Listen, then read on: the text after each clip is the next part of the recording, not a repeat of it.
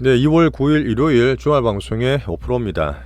자, 주말 방송 때는 한번 제가 시장을 정리를 하고 자, 편하게 들으실 수 있게 투자 스토리를 말씀을 드릴게요. 자, 왜 시장 공부를 해야 되냐? 왜 이렇게 매일매일 저 열심히 말씀드리냐? 그 얘기를 잠깐 하고 넘어갈게요. 자, 통계적으로도 나와 있습니다. 보통 운전하시면 초보 때는 정말 조심하시잖아요. 겁나고 무서우니까. 근데 그걸 조금 하다 보면 이거 별거 아닌데? 별거 아니잖아요. 그렇게 초보가 딱 지난 시기에 막 사고가 많이 생겨요. 시장 주식 투자하시다 보면 되게 돈 벌기 쉬운데 왜 이렇게 벌지? 근데 그 뒤에 또 항상 상승 사이클 뒤오는 하방 사이클은 항상 오게 돼 있습니다.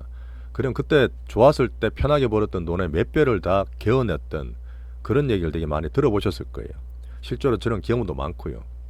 결국 시장 덕에 우리는 수익을 보는 거고, 그래서 꼭 시장 사이클을 보셔야 되는데, 자, 물가다 금리다 환율 뭐 별별 얘기 막 어려우시잖아요. 뭔 얘기도 모르시겠죠. 초보분들 분명 걸릴 수 있는데, 제가 예전에 환율이나 금리에 대한 설명도 한번 드린 적이 있습니다. 유튜브 올려놓은 적도 있는데, 근데 그래도 보셔야 돼요. 그래도 보셔야 되고, 보시다 보면 서서히 늡니다. 뭐 경제신문도 꾸준히 보시고 생활도 하셔야 되는 부분인데, 앞으로 수십 년은 또 투자의 시대가 오거든요. 투자 안 하고는 쉽게 살지 못하기 때문에 그렇기도 하고, 결국은 제가 말씀을 자주 드리는 시장이 제일 무서워요. 시장이 제일 무섭습니다. 워렌 버핏이 하신 말 중에 좀 와전됐다고 생각하는 게 뭐냐면, 야, 시장을 어떻게 알아? 시장 시황 분석하는 시간에 그냥 시장 이길 종목 사놓고 잠들어. 5년 10년 잠들어. 미국이 물론 그랬습니다. 21세기 들어서 그랬는데 정말 치열해요. 빅테크가 누가 이길지도 몰라요. 근데 저는 그게 아니라 보고, 워렌 버핏도 보시면 작년부터 포트 조정하고 현금 비중하고 시장 안정적으로 관리를 합니다. 몰빵 찍어서 잠들라, 그 말도 안 되는 얘기거든요. 그렇게 하다가 2020년 돌발 변수 코로나 때라든지 2022년 같이 시장이 꺾였던 하방장에서는 진짜 고가 대비해서 75% 90%씩 날아가요. 원금 기준으로 날아갑니다. 근데 넷플릭스, 메타, 테슬라 다 그랬거든요. 근데 지금 앞으로 이런 장이 안 일어나는 법이 있어요. 저는 지금 AI다, 미국 장이 좋다, 뭔가 얘기 다 나오고 있지만 이 쏠림 진짜 미국으로 수십 년간 쏠리고 있고, 특히 23년부터 더 쏠리고 있어요. 작년 말에 보시면 개인들이 더 쏠리고 하다 보니까 급등 급락 템 어떻게 됐죠? 몇 배짜리는 아예 상패를 시켜버립니다. 그때 레버리지 들어간 분들 다 부러졌을 거예요. 장이 그렇게 왔다 갔다 몇 프로 왔다 갔다 해도. 이런 시장이 저는 분명히 온다 봅니다. 물론 그걸 또 잘 벗어나면 또 매년이 또 올라가겠죠. 또 올라간다 보는데, 이 시기가 수십 프로 빠질 때 그냥 넉놓고 있을 거예요. 저는 그건 아니라 보거든요. 그래서 분명히 올해와 내년 중에 AI 버블과 트럼프 시대에 맞아서 미국장이 부러질 거라 봅니다. 그때는 빼야죠. 분할 익절 해야죠. 자, 그래도 겁내지 마세요. 겁내지 마시고, 이 빅수급들은 절대 한 방에 꺾이지 않습니다. 항상 시장은 시그널을 주고 팔 기회를 주니까 이렇게 잘 대응하시면 되는데, 하지만 그렇게 버블이 나오고 할 때 그 전에 수익률이 제일 화려하기 때문에 버블 슈팅에 타고 계시라는 거예요. 근데 보면 또 미국에 쏠리니까 단기적으로 지금 우리나라든 뭐든 미리 맞았던 국가가 또 반등을 주고 쏠림감 분산되는 효과도 있죠. 또 변동도 막 심하죠. 그래서 올해는 난이도 높습니다. 난이도 높으니까 더 열심히 좀 봐달라는 말씀 좀 드릴게요. 우리 엔비디아도 절반 팔고 국장도 지금 잘하고 있고 나름 뭐 분할로 스마트하게 하고 있다 저는 봅니다. 자, 그래서 열심히, 무조건 열심히보다 이 사이클을 잘 타기 위해서 오늘도 공부한다고 생각하시면 돼요. 저한테 여러 가지 도움 주시는 분들 정말 감사드리고, 자, 상반기 우리 계좌 더블 과정 잘 되고 있습니다. 감이 잘 되고 있죠. 충분히 상반기 키울 수 있고, 저희는 딴 데처럼 그냥 매크로도 뭐든 설명하는데 끝나진 않아요. 제가 투자 방향을, 제 의견을 좀 제시를 해드립니다. 구체적으로 매일매일 멤버십에서는 섹터 종목까지 다 말씀을 드리고 있어요. 자, 어제 근데 10대 분이 쪽지 질문을 주셨는데 제 채널이 보통 이제 40대, 50대, 60대가 많으세요. 근데 10대 분도 진짜 저는 좋아하기 때문에 그런 분들 질문 주시면 답변 다 드리겠습니다. 오늘 간단히 한번 보죠. 자, 어제 미국장은 나스닥이 좀 빠졌어요. 여전히 박스입니다. 그죠? 박스인데 신고가 돌파가 안 되고 있어요. 자, 미국이 신고가 참 돌파 잘 되다가 출렁거리는 이유는 다들 아시겠죠. 조금 쉰다고 보시면 됩니다. 추세가 꺼지게 만들지는 않을 거라 보는데 트럼프가 다 조정한다 저는 봐요. 어제 나왔던 미국의 지표는 중요한 고용 지표입니다. non-farm payroll, 비농업 일자리와 시간당 임금. 이거는 또 괜찮게 나왔어요. 농업 일자리는 줄었는데 시간 임금은 또 올랐고, 자, 중요하게 볼 수 있는 실업률 한번 보고 넘어갈게요. 실업률이 작년 8월 달에 요때입니다. 얼마 안 됐죠. 그때 뭐 샵눌 그래서 미국 경기 부러진다, 하드랜딩이다. 그때 뭐 엔비디아 20% 넘게 막 폭락을 했잖아요. 그런 흐름이 작년 8월이었습니다. 근데 지금은 4%까지 실업률이 떨어졌어요. 고용이 안정적인 거죠. 여전히 미국 경기는 좋다고 볼 수 있습니다. 자, 근데 소비자 심리 지수나 2월 인플레를 봤는데 약간 심리, 이거는 그 앙케이트 조사 같은 건데 심리 지수가 약간 떨어졌어요. 자, 2월에 대한 인플레, 물가 걱정은 올라갔습니다. 근데 이거는 컨센이 3.3이었는데 4.3까지 올랐어요. 자, 물가 걱정을 다 한다는 얘기죠. 그래서 결론적으로 경제 지표는 고용은 견조하지만 물가료가 생겼다. 그래서 달러 금리가 이제 살짝 오르긴 했습니다. 이제 기준을 잠깐 차트 말씀드리는데 10년물 금리가 계속 중요할 거예요. 살짝 올랐어도 뭐 추세가 왔다 갔다 하고 있는 거니까 하방 얘기 드리고 있습니다. 자, 거기에다가 트럼프가 또 관세로 휘둘렀어요. 금요일날 이게 사실은 또 미국장 빠질 원인이었는데 다음 주 월요일 화요일이니까 10일 11일날 다수 국가에다가 상호관세를 때리겠다. 구체적으로 자동차 품목까지 얘기했습니다. 자, 한번 얘기 드렸지만 대미적으로 무역을 규모로 봤을 때 제일 큰 거는 캐나다와 멕시코, 중국이에요. 얘들 3개국이 전체 규모의 50%를 차지합니다. 자, 그 다음 순서는 독일, 그 다음에 일본, 그 다음에 한국이에요. 지금 유럽 얘기 나오고 있잖아요. 그리고 주말에 일본의 이시바 총리가 트럼프 만났습니다. 미일 정상회담이 있었거든요. 다음은 우리예요. 근데 우리는 물론 관세이 나오면 좀 줄랑거릴 수 있지만 저는 별로 큰 걱정은 안 해요. 이것도 말씀드릴 건데, 자, 먼저 볼 거는 뭐냐면 뉴스 보시면 미일 정상회담 성공적으로 끝났습니다. 표현은 이시바 총리의 아부의 예술 이렇게 표현하더라고요. 사실이 됐죠. 근데 이시바가 원래 약간 변방에 있는 분이었잖아요. 아베 총리분이 갑자기 그렇게 가시고 좀 다르겠지 싶었는데 제가 볼 때는 항상 제가 얘기 드렸던 미일 짝짝꿍, 미일은 정통적인 우방국이고 하지만 이 짝짝꿍으로 하는 정책들이 많습니다. 그 사실 이시바가 워싱턴 날아가기 전에 유독 엔화만 좀 강세였어요. 155엔, 156엔대다가 151엔까지 강세를 만들어 갔습니다. 이거는 트럼프한테 잘 보이기 위한 거죠. 이미 준비를 해가고 정상회담 만나면 아시겠지만 협상을 하는 게 아니라 결과를 다 만들어 놓고 합니다. 공판행식이잖아요. 자, 일본에서 미국의 LNG, 미국의 에너지를 수입하겠다. 방위비도 2배 정도 올려줄게요.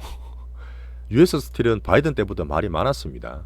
근데 이거를 인수한다는 게 아니라 싫어했는데 미국 좋아하게끔 인수가 아니라 투자를 하겠어요. 미국한테 도움되는 소리죠. 그리고 관세 좀 봐주세요 하는 거예요. 이미 선물을 다 준비해가니까 트럼프가 입이 막 이렇게 귀에 걸려가지고 엄청 좋아하는 모습이 있었습니다. 그 미일에 대한 또 관세 협상은 저는 딜이 잘 됐다 봐요. 잠깐 보여드릴게요. 자, 미국이랑 관세율을 잠깐 보겠습니다. 자, 중국이 제일 높겠죠. 트럼프 1기 때 이미 관세를 많이 때려놨기 때문에 중국은 24%나 관세를 내고 있습니다. 그 다음에 유럽이나 베트남, 일본이 3% 내외예요. 자, 우리나라는 미국과 그 한미 FTA 체결이 돼 있어요. 관세가 거의 없습니다. 그죠? 거의 없죠. 캐나다, 멕시코도 없는데 이번에 딜하다 협상은 됐다 보시면 되고, 일본은 FTA 아니었어요. 걔들은 약간 그 경제에도 동물이기 때문에 자, 이익 때문에 안 했는데 그런 부분에 대해서 이제 미국이 끌고 넘어진 거고, 좀 올릴 수 있는 부분도 분명히 있긴 합니다. 근데 미국이나 뭐든 관세를 올리면 결국 미국 자체적으로 안 좋은 거예요. 그죠? 협상은 저는 잘 됐다 보는데, 자, 캐나다, 멕시코 협상은 잘 됐죠. 한 달 유엔데 저는 잘 갈 거라 보고, 중국 시진핑과도 이제 전화통화 한다 그랬지 않습니까? 근데 어제 보시면 중국산 저가 제품이 여전히 많습니다. 여전히 메이드 인 차이나는 밑에 많이 깔려 있어요. 얘들이 관세 때려서 올라가 버리면 서민들 물가 자극받기 때문에 그전에도 관세를 유예시켰거든요. 유예시킨 걸 연장을 또 했습니다. 결국은 트럼프도 서민 물가를 신경을 쓴다는 얘기죠. 한번 짚고 넘어가시고, 자, 다음이 차례가 유럽인데, 유럽은 이미 야, 너네 때리면 우리 보복 관세 할 거야. 미국한테 좀 강경한 입장을 보이려 하고 있었죠. 거기다 트럼프가 야, 너네 보복 관세 때려? 야, 그럼 우린 관세를 더 올릴 건데 이 말은 뭐냐면 보복 관세하지 마라, 협상하자 이런 얘기예요. 그러니까 결국은 관세 때문에 왔다 갔다 뭐 이렇게 정신없더라도 이런 과정을 봤을 때 정황상 관세는 협상용이 되고 협상 딜은 이루어질 거다. 이런 과정을 보시는 게 좋겠습니다. 물론 정시가 흔들리더라도 추세를 보시라는 얘기예요. 자, 중요하게 말했던 재무장관 스콧 베센트, 관세는 제조업 살리겠다. 관세 때리면 멕시코 자동차 부품 올라가서 자기 미국산 자동차 가격이 올라가 버립니다. 관세 때리면 당연히 물가 올라가고 자기 가격 경쟁이 떨어지기 때문에 이거는 계속 협상으로 만들 거예요. 그죠? 그래서 저는 이 10년물 금리를 가장 기준으로 봅니다. 이거는 스콧 베센트와 트럼프도 한 얘기지만 이 금리가 이 데자뷰 그전 올랐다가 이 텀 프리미엄 끝나고 빠지는 순서 확 꺾이지 않겠지만 서서히 하방되고 안정되는 과정으로 기준을 잡으세요. 한번 트럼프 말말 관세 왔다 갔다 해도 실질적으로 지금 머스크 이분은 경영보다는 정치를 좀 하고 계시잖아요. 도지 부서에서 비용 절감도 열심히 하고 실제로 지금 보시면 JP 모간, 뭐 블랙록, 그다음에 뭐 모건 스탠리 은행 주가가 계속 신고가입니다. 말씀드렸던 은행 규제를 철폐해서 미국의 국채를 살 그 여력을 만들어주는 거예요.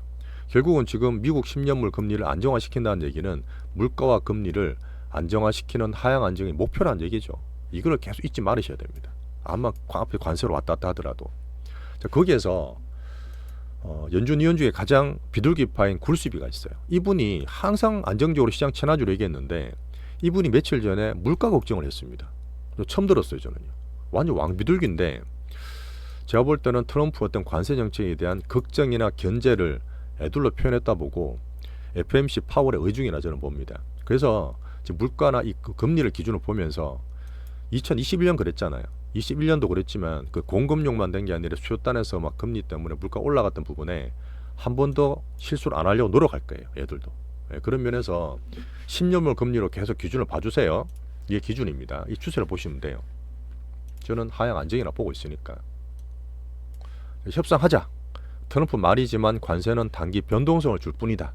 10년물 기준 금리로 보자. 이렇게 말씀드리겠습니다.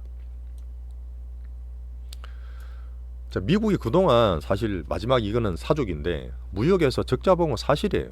진짜 적자를 많이 봤죠. 근데 어쩔 수 없는 게 가장 큰 수출 품인 달러, 이 기축통화를 수출하다 보니까 무역은 적자 보는 게 당연했습니다. 근데 달러 기축통화 선율이지 절대 안 벌어요. 저번에 브릭스도 말했지만 트럼프도 이거를 가장 기준으로 잡고 있습니다. 그렇기 때문에 무역 적자에 대한 거를 살짝 조정할 뿐이지 이 달러 이쪽은 떨어지는 건 걔들도 좋아해요. 자, 지금 나스닥 주가 볼 때 딥시크 이후 변화가 좋습니다. 제가 여러 번 말씀드렸기 때문에 길게 말씀 안 드릴 건데 어쨌든 B2C로 확장되고 스타게이트나 AI 캐펙스를 그렇게 늘린다고 했음에도 불구하고 아마존, 알파벳, 메타 같은 애들이 못 올라가요. 야, 그 전까지는 무조건 킹왕짱이야. 엔비디아가 최고야. 신고가 계속 내고 있다가 몇 개월째 엔비디아가 박스에서 흔들리고 있습니다. 여기에서 추가로 들어갈 만한 모멘텀 만들어야 되는데 딥시크 나오다 보니까 가성비야 얘네? 고콜라 무조건 돈 쓰는 게 아니라 다른 루트가 생기네. 이런 거에 대한 시장의 고민이나 혼조되는 과정이나 보시면 돼요. 자, B2C로 가서 우리 로봇 같은 데 돈이 들어와서 잘 먹고 있죠. 이런 흐름들 보이는 겁니다. 그래서 미국 나스닥은 신고가를 다시 내기 위해서는 뭐 관세 때문에 흔들린다 한다 하더라도 추세 꺾인 건 아니지만 이 빅테크나 이쪽에 더 큰 성장과 더 큰 어닝, 모멘텀이 또 필요해요. 다른 쪽 루트가 생겨버렸지 않습니까? 그래서 지금 오히려 비미국 증시나 홍콩 항생 같은 게 그 테크가 올라오고 있잖아요. 이런 쪽을 미국이 쉴 때 다른 쪽 반사적 분위기가 저는 조금 더 갈 수도 있다. 그만큼 트럼프 때문에 쏠렸던 부분이 왔다 갔다 할 때 우리나라도 그렇지만 미리 맞았잖아요. 미리 조정을 많이 맞았기 때문에 좀 더 갈 수 있다는 얘기를 드리겠습니다. 자, 우리나라 들어와서요.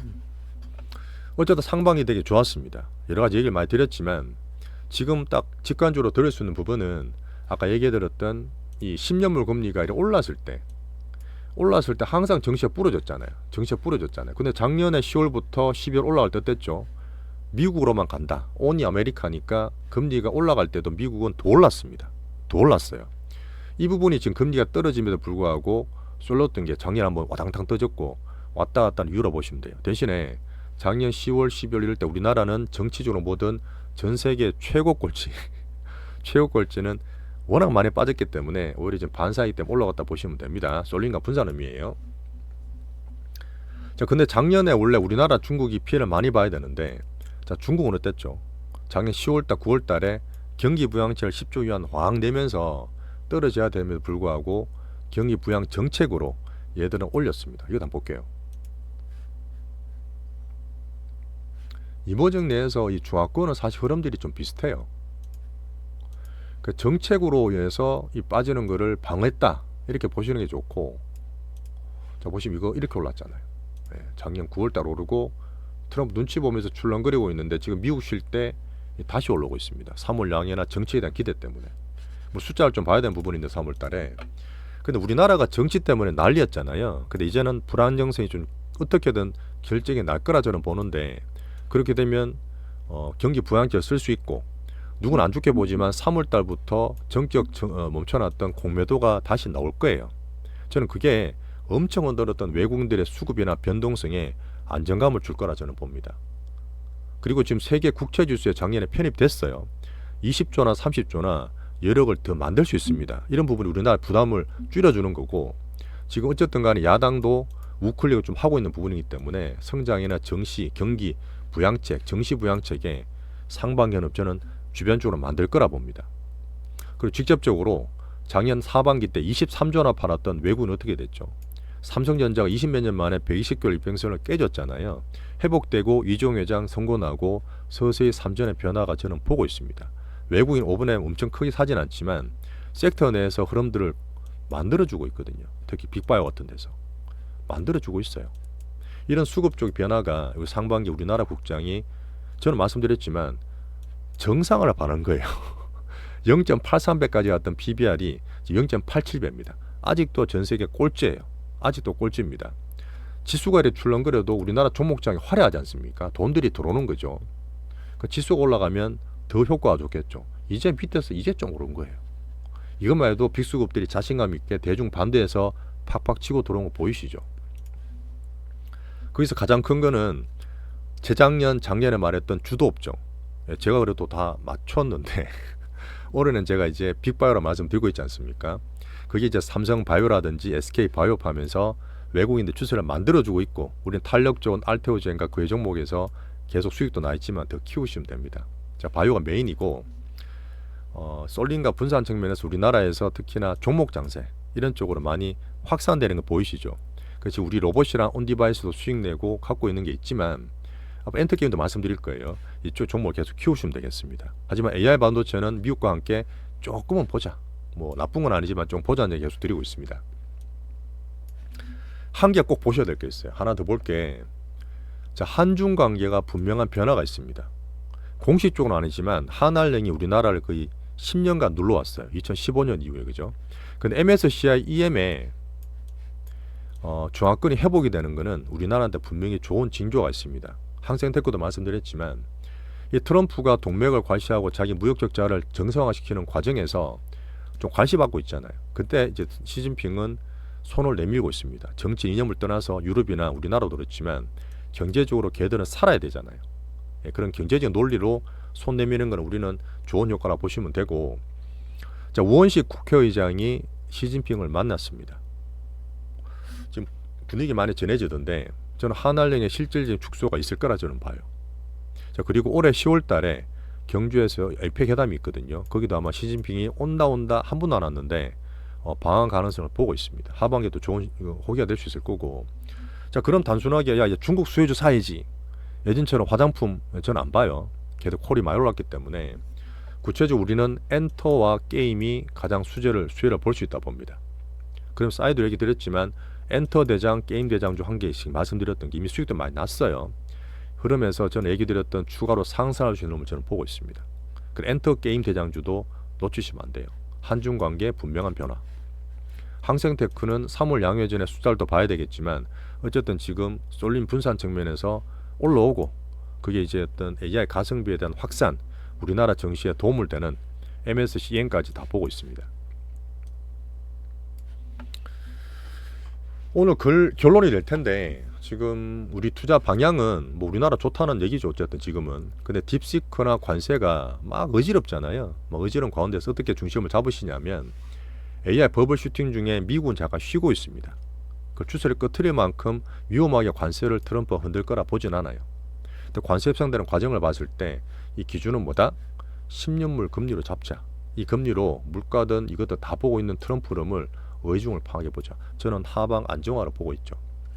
그 나스닥은 당분간 흔들기가 될 것 같고 작년 워낙 많이 쏠렸기 때문에 지금 비미국 쪽으로 돈이 가서 유럽이나 중국이 올라오고 있는데 유럽은 저는 비싸서 투자 대상 아니라 말씀드렸고 중국 흐름 때문에 저는 수혜를 엔터 대장으로 보고 있습니다.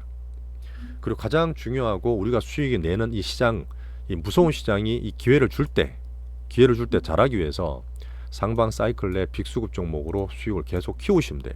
지금 좋은 기회라니까요. 정말 좋은 기회이기 때문에 잘 좀 수익을 키우시면 좋겠습니다. 자, 구체적으로 매일 오늘 파트 2에서 다 말씀드리는 소수정의 우리 종목 몇 개 되지도 않아요. 이 포토로 선택 집중해 주시고 엔비디아 세배 낳는 거는 절반을 TSMC로 뭐 적당히 바꿀게요. 빅바이오를 계속 말씀드렸던 우리 메인, 그 다음에 매매를 할 수 있는 종목장 온디바이스는 오버도 50% 다 수익 났어요. 온디바이스 갖고 있는 분들은 내일 초반부터 좀 많이 좀 봐주시고 AI 반도체는 갖고 있는 거 대장들이니까 느긋하게 주매 않고 조금 더 보겠습니다. 자, 트럼프다 뭐다 온갖 얘기해도 자, 결론적으로 추세를 보시면 돼요. 여전히 금리가 확 빠지진 않고 고금리 중금리 시대라서 작년 말에 테마든 미국의 어떤 흐름상 너무 고래버리지 몰빵 급하게 절대 하지 마세요. 절대 안 되시고 포트 잘 꾸려주시고 하지만 주도 섹터 대장주 이거를 자꾸 또 뒷단에서 짠 거 사서 먹어야지 그렇게 하지 마시고 23년에 에코프로 BM 기억나세요? 그때 코스닥 시총 1, 2위였습니다. 10배씩 났잖아요. 뭐 몇 배씩 올랐는데 걔들이 시총이 수십조였어요. 우리 갖고 있는 시총이 1조짜리 몇 조짜리가 많습니다. 제일 비싼 알테오전 20조잖아요. 그런 애들이 들어가요. 그런 애들이 들어갑니다. 고금리 중금리 변동성 장세라서 그래요. 지금이 그죠? 그렇기 때문에 이런 종목에서 크다고 우리가 다 사는 게 아니라 남들 하는 다 대장주 막 대형주 대기업도 안 좋기 때문에 고르고 골라서 빅수급 탄력 종목이 사기 때문에 큰 종목이 들어가요. 큰 종목이 들어갑니다. 실물 경기라든지 민생은 되게 안 좋죠. 또 정치로 막 보시면 스트레스 받습니다. 하지만 그거는 그거고 시장 내에서 우리는 실전 투자적으로 이 빅수급주를 항상 그랬습니다. 우리나라 민생 좋았을 때 주식 오른 경우 별로 없어요. 주식이라는 건 항상 수출이나 이쪽에 영향도 받기 때문에 우리 투자 빅수급 종목으로 투자를 집중해 주시고 제가 말씀드린 종목은 부실기업 없습니다. 부실기업 없어요. 막 이상하게 상패되고 막 겁내실 필요 없이 기존적으로 시총이나 거래대금으로 다 걸러서 말씀드리기 때문에 이 포트에 대한 신뢰나 안정도는 좀 높이셔야 됩니다. 아시겠죠? 23분 이 정도면 잘 끝냈네요. 오늘도 제가 한번 정리를 하면서 우리 포트까지 얘기를 다 드렸으니까 오늘 시신 이후에 내일 또 시장을 또 시원하게 장을 또 시작해 보시죠. 오늘 감사했습니다.